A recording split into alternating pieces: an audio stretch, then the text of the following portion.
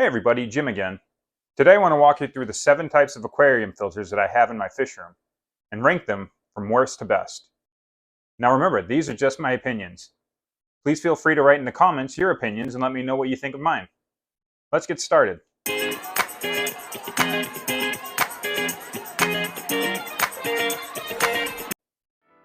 An honorable mention is going to be the Bog Filter.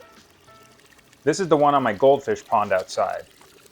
The reason it's an honorable mention, even though I like it so much, is because it is outside of the fish room. To start the list at number 7 is live plants. I understand this is controversial, but I have my reasons.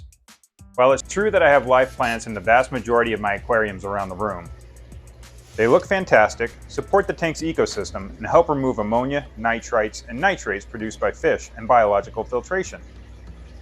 However, they don't work in all setups.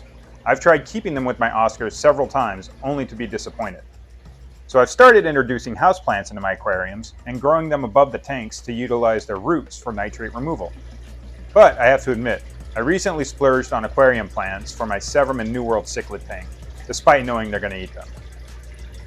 Number 6 is the Fluidized Media filter. Next up we have this Fluidized Media filter. I have 2 of these Zis internal filters in my fish room.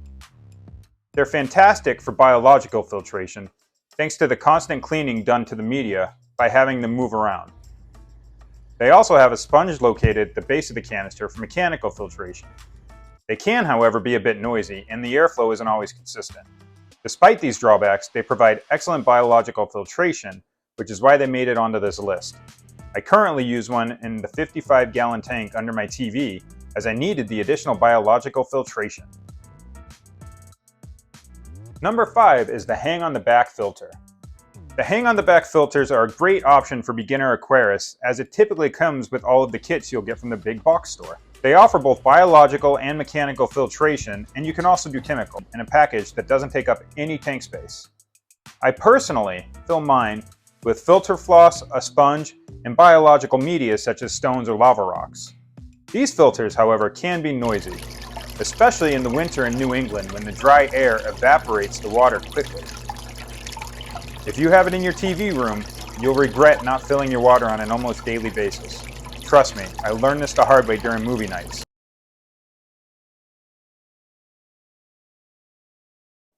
Number 4 in the rankings of the aquarium filters in my fish room is the sponge filter.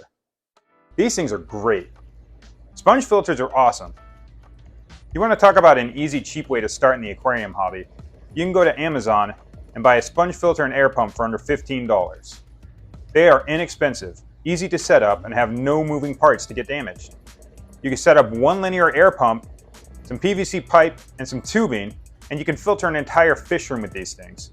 They provide both mechanical and biological filtration to your aquarium. By their nature, sponge filters provide surface agitation to promote gas exchange and deliver oxygen to your fish. What's not to love? Well, they can be very noisy. Some sponge filters, like the AQUARIUM co-op filter, can be fitted with an air stone to eliminate some of that noise, but not all of them do this. Number 3 is sort of a hybrid. It is a Powerhead-driven sponge filter that hangs on the side of your aquarium. I have several of these power filters that have 2 sponge filters each and a chamber underneath each sponge dedicated to biological filtration media. I can't say enough about these hybrids. They do a great job of keeping the water clean and safe, and do it without the bubbles popping at the surface. They do still promote gas exchange, as it has an adjustable neck so you can raise the outlet to the surface of the water for movement. There are 2 downsides of this filter, however. One is that each one has to be plugged in individually instead of only one air pump, and the other is that they do not fit universally. They are tall, and they have to be mounted either diagonally or horizontally if you use them in something like a 10-gallon or a 20 long. Number 2 is another hybrid, a hang-on-the-back canister filter. This is a hang-on-the-back canister filter. These filters are amazing. Just like a standard hang-on-the-back filter, they allow for both biological and mechanical filtration. But due to the different chambers, this canister allows you to put in more of each of those. Also like a hang-on-the-back, and unlike a standard canister filter, these take up no extra floor space, cabinet space, or space in your tank. I have 3 of these free-C hang-on-back canister filters that I purchased on Amazon last year, and I can't say enough good things about them. Unfortunately, when I checked while making this, they are currently unavailable. These things move water. I used this on my 29-gallon that is housing my bluegill and never had spikes of any kind. They are easy to maintain. They work on a variety of tanks. When I move all of my barbs into my 55-gallon this weekend, you can bet that I'll be moving one of these right along with them. The downside is that they all top out about a 20 to 30-gallon capacity. It's true that I use it on my 40-gallon breeder. They don't recommend using it on such a large aquarium without backup filtration, such as a sponge filter. Number 1 is the freestanding canister filter. I actually have 4 different types of these. I have the Fluval FX4, the Marineland 360, the Cascade 1000, and the Topfin Pro 200. I love these filters. They are the best type of filter I have in my fish room.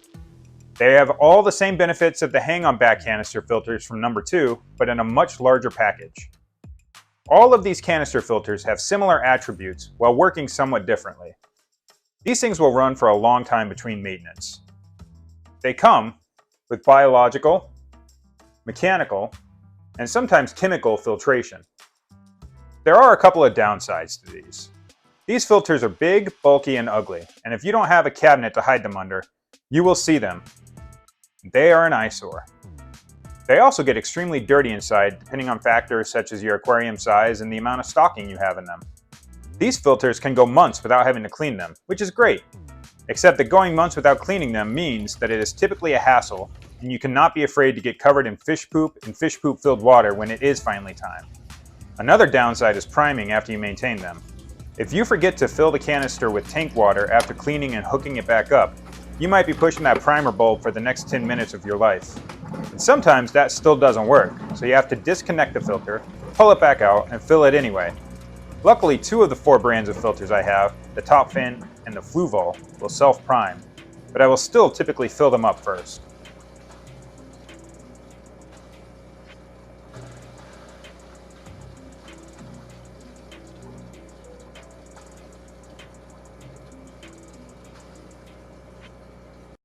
So there you have it, folks. A detailed rundown of the 7 filters that I have in my aquarium fish room and why I rank them the way that I did. Again, if you agree, let me know in the comments. If you disagree, let me know in the comments. Please like and subscribe to the channel.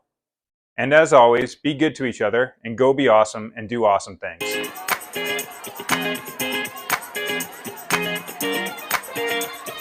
Don't be shy, baby.